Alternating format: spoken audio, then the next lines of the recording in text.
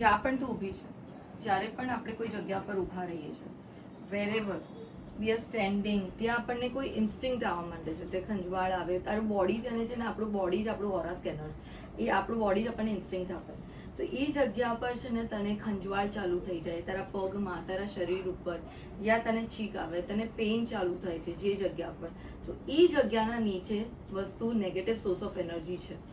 એ સમજીને જ પછી તારે આગળ વધવાનું. એટલે એ જગ્યા પર ન સૂવું, ન બેસવું તો વધારે બેટર છે, એ વધારે સારું. તારા હસબન્ડ આ જગ્યા પર સૂવે છે અહીંયા આગળ, he sleeping in this position, right? તો આ પોઝિશનમાં આ જગ્યા જ મેઇન ઇફેક્ટેડ છે અહીંયા આગળ.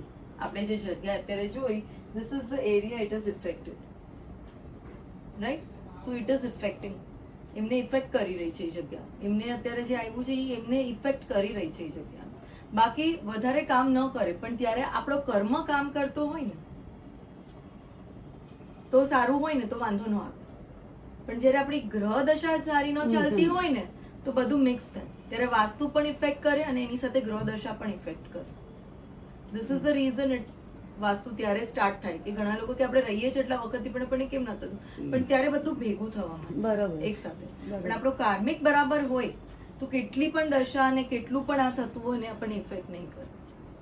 You got it? So this is the place, right?